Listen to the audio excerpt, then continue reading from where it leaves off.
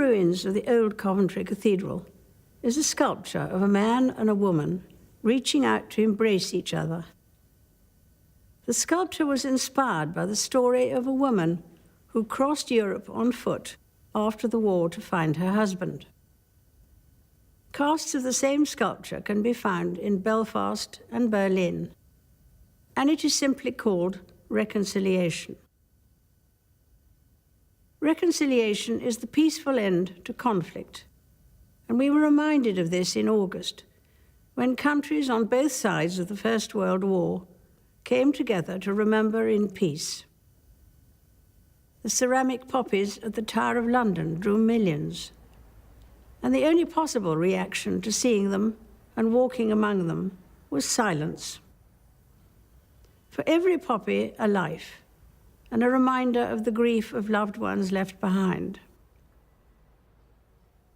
No one who fought in that war is still alive, but we remember their sacrifice, and indeed the sacrifice of all those in the armed forces who serve and protect us today. In 1914, many people thought the war would be over by Christmas.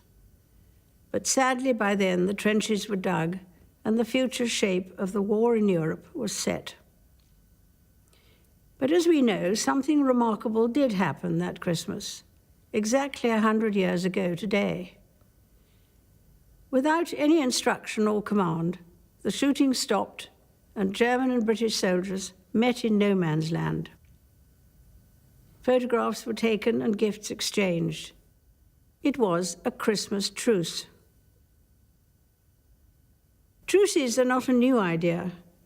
In the ancient world, a truce was declared for the duration of the Olympic Games, and wars and battles were put on hold. Sport has a wonderful way of bringing together people and nations, as we saw this year in Glasgow, when over 70 countries took part in the Commonwealth Games. It is no accident that they are known as the Friendly Games. As well as promoting dialogue between nations, the Commonwealth Games pioneered the inclusion of parasports within each day's events. As with the Invictus Games that followed, the courage, determination, and talent of the athletes captured our imagination as well as breaking down divisions. The benefits of reconciliation were clear to see when I visited Belfast in June. While my tour of the set of Game of Thrones may have gained most attention, my visit to the Crumlin Road jail will remain vividly in my mind.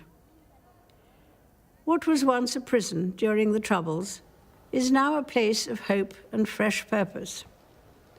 A reminder of what is possible when people reach out to one another, rather like the couple in the sculpture.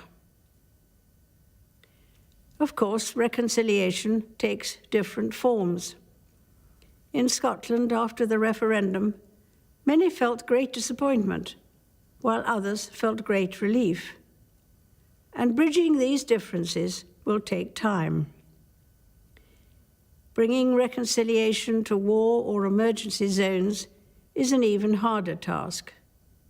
And I have been deeply touched this year by the selflessness of aid workers and medical volunteers who have gone abroad to help victims of conflict or of diseases like Ebola, often at great personal risk. For me, the life of Jesus Christ, the Prince of Peace, whose birth we celebrate today, is an inspiration and an anchor in my life. A role model of reconciliation and forgiveness, he stretched out his hands in love, acceptance, and healing. Christ's example has taught me to seek to respect and value all people of whatever faith or none. Sometimes it seems that reconciliation stands little chance in the face of war and discord. But as the Christmas truce a century ago reminds us, peace and goodwill have lasting power in the hearts of men and women. On that chilly Christmas Eve in 1914, many of the German forces sang Silent Night, its haunting melody inching across the line. That carol is still much loved today, a legacy of the Christmas truce, and a reminder to us all that even in the unlikeliest of places, hope can still be found. A very happy Christmas to you all.